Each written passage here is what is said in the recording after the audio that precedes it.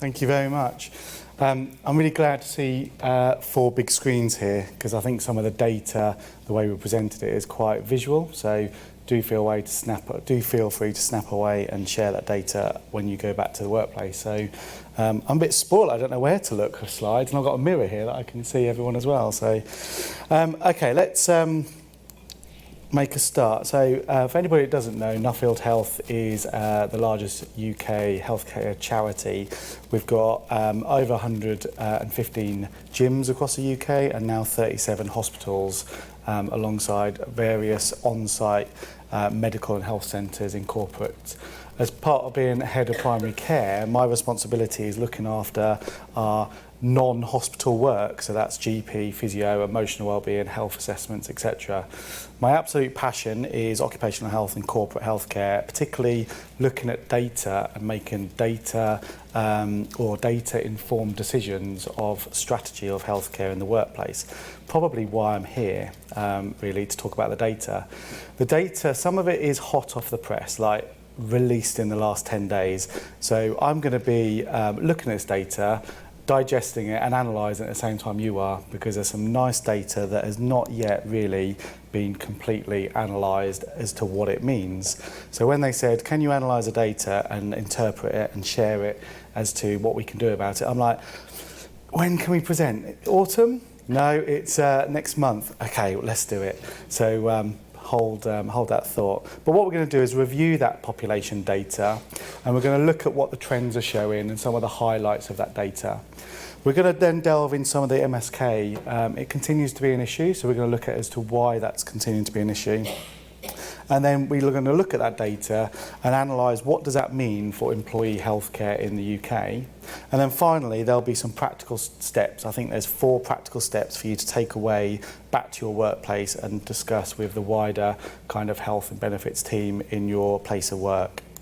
So let's take a look at that said data. You're going to see some data from 2019, 2020, 21, and also this year. The data you'll see, it's always referenced at the bottom left-hand corner. You might see some of the data that shows 2020, 2021. I think, why are you presenting this data? It's because a lot of the data outside of Nuffield Health is often actually published about 12 months too late. It's all happened. But there were some nice Nuffield Health data that we're just releasing today, and you will see it in brackets 2022. That is the data that I was telling you about is hot off the press. So let's make a start now. This is data from last year from Mind that was showing 1 in 10 in 2019 of individuals had a formal diagnosis of depression. So that's not people who were suffering from low mood or low level anxiety. These are people with official or formal diagnosis. Since the pandemic, that's actually doubled to 1 in 5.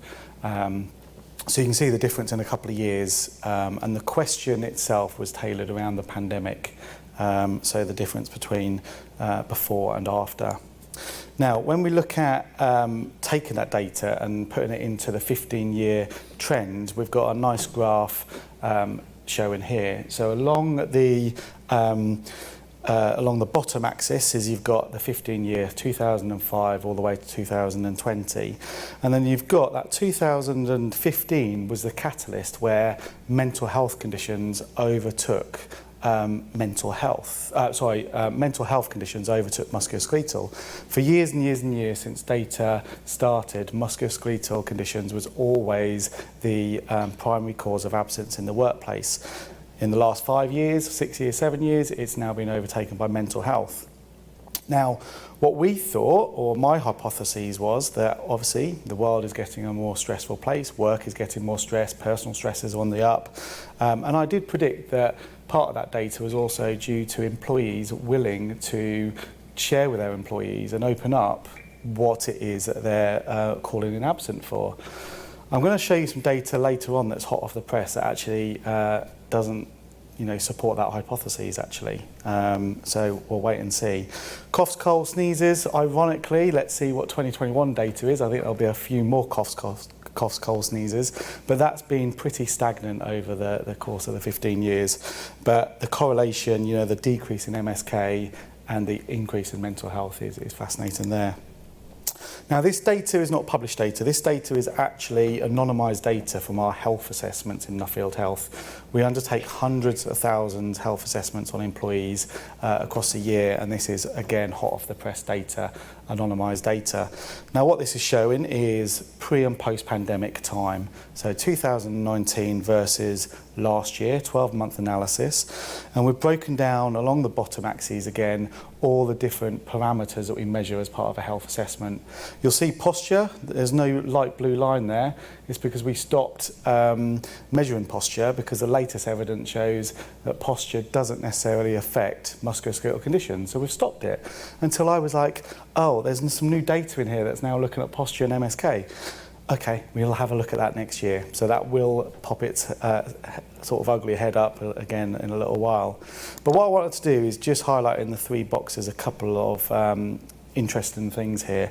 So the light blue is last year's data, the dark blue is 2019 data.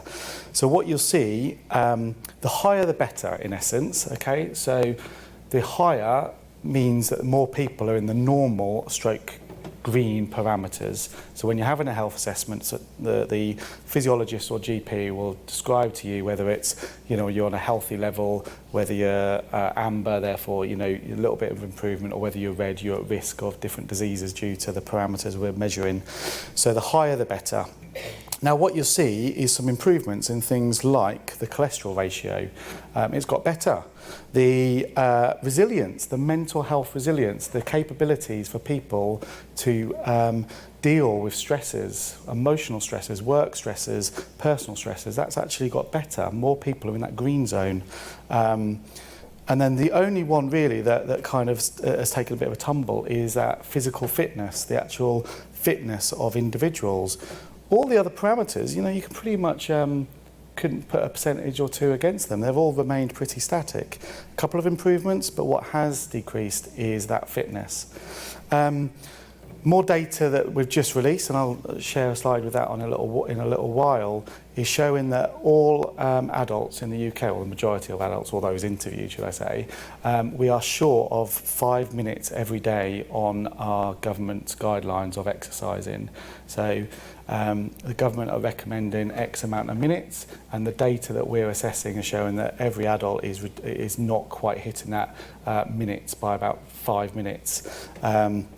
There was a significant push recently by Nuffield Health in a campaign called Find 5, hashtag Find 5, and that is looking for 5 minutes to improve your mental health through mindfulness, meditation, better sleep, etc., as well as Find 5 to walk that extra stop between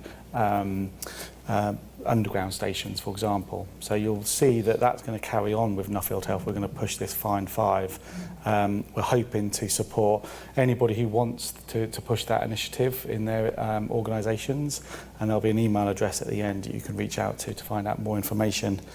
So fascinating, hot off the press data, and you're not going to see this published other than here because I've stolen it. Okay, other 2022 data that Nuffield Health has undertaken as far as a research, we've found out that 1 in 3 say their mental health got worse in the last 12 months. So 1 in 3 of us are saying that in one way or another, our mental health has gone downhill. 42% have spent no time looking after their mental health. So we're all telling people that we're struggling more, but nearly 50% of us are not doing anything about it. We're either not reaching out for help, we're not talking to anybody, and we're certainly not doing any preventative stuff that you can do around improving your resilience or trying to improve time out, hobbies, relaxation, etc. And then 15%, so a lot lower actually than what I predicted, admit having done no exercise at all in the last year. So 15% are still doing nothing. And when we asked them these questions, we did define exercise as not necessarily going to the gym, training for a marathon. We described, moderate exertion while gardening, while hoovering the stairs, and still, when we clarified, 15% were reporting having done no exercise in the last year. So these are those sexy graphs that I told you about. These are the photos if you're interested in. Really easy to digest and understand. When we look at workplace wellbeing, the data showing 37% of people who took time off work due to back pain or neck pain. So that's still showing that, heading towards 40% of people are still taking time out due to musculoskeletal conditions. It hasn't gone away. It's decreasing year on year. We've seen that from that graph earlier, but nearly 40% of people have taken time out. And that's actually, just go back to that one, that's actually up from 30% from the previous year. When we look at workplace wellbeing again, 40% are experiencing above average levels of anxiety of those interviewed. So, we all get anxiety when you're, getting married, when you're about to have a child, when you're going on a stag do. They're all things that cause anxiety. They did me anyway. Presenting at conferences, all of these are normal anxiety responses, but this is above average levels of anxiety that we're talking about. Huge amount of individuals here. And this is really alarming because I said earlier that there's a statistic that shows my hypotheses around people willing to talk about their mental health maybe is contributed towards the increase in statistics. 39% of people said they called in sick due to mental health, but still gave another reason. And that used to be, before this data came out, that used to be my prediction as to why MSK is going down and mental health was going up. Because people, it's a bit sexy to say you're going for physio because you pulled your hamstring. People are like, oh wow, what did you do? Wow, you must be really sporty. Yeah, I'm seeing a physio, they take me up, have an acupuncture. Whereas people are still not necessarily talking about feeling low and going to see a professional support. And when they ring up their manager or report into occupational health, 39% of people said that they took time out but did not give the genuine reasons to their absence. 1 in 3 are offered no physical or emotional wellbeing services by their employer. So, by being at this conference, you're probably in a fortunate position where you're either advising organisations on health and wellbeing strategies, or your organisation themselves has got funding and initiatives in place. But what we're finding is 1 in 3 employees around the country have still got no employer-sponsored services in there for both physical and mental health. So, a big statistic. Out of interest, a quick show of hands, is anybody in that pool of 1 in 3, or are you most in 2 of the 2 out of 3? Yeah, so, we're in a fortunate position. Okay, work from home. So the title included hybrid working here. My dates along the bottom have disappeared, but I think we can all predict at least 1 month and year where it's spiked. So anybody know where that 49%, what that date along the bottom should be? Yeah, March 2020. March 2020 is where that 49% spike working from home. Before that, sort of in the December, before the pandemic, on average you had around 5% having a formal working from home or hybrid shift pattern, and that spiked at 49. And then in the last 6 months of data, we've kind of got, between 30 and 40% have adopted this sort of permanent work from home or hybrid model, which is, heading towards where we were in the peak of the pandemic. And the prediction again is going to be that's going to plateau out around that 35 to 40% mark. Now, what does it mean, work from home? Well, early data from 2020 in a survey undertaken by Nuffield Health showed that 70% of people work from home say they're experiencing more aches and pains. Now, in 2020, we were using ironing boards as makeshift standing desks. We were using kitchen countertops, breakfast bars as makeshift working environments. I didn't even have a desk at the beginning because my kids were homeschooling, right? So I was, in most cases, sitting on a breakfast bar with no, a laptop on my lap. I definitely was in that 70%, without a shadow of a doubt. And as somebody with a special interest in musculoskeletal conditions, I don't want to believe that posture doesn't affect aches and pains, but the data and my personal experience is that it is got a positive correlation. Before the pandemic, back in 2019, there was scientific research that concluded working from a laptop in different settings across the home is formally associated with poor neck and shoulder postures and therefore pain. So the data, even before we started work from home, it was saying unless you can try and organise some type of formal setup, people are going to increase their aches and pains experiences due to working from home. That was even before really hybrid working was a thing. So, data overload, right? Hopefully it's presented in such a way that makes it kind of digestible and you can understand it. But what does it all mean? Let's just take a look. So, 3 boxes, 3 takeaway points, which is summarising all the data. Mental health absence will continue to be the #1 cause of absence in the UK. It's not going away. It's getting worse, without a shadow of a doubt. The data showing that, the subjective feedback from employees are showing that, the Nuffield health data is showing that. Prevalence of musculoskeletal absence will remain high. It will be the 2nd most common cause of absence in the UK, and hybrid working will just continue to contribute towards potential poor posture, aches and pains in the workplace. But the key thing here is everybody's different. You've seen from that health assessment that actually general health of the nation isn't bad when you take musculoskeletal conditions and mental health away. The rest of us, we're doing okay actually. As long as you haven't got a brain or got a spine, you're okay.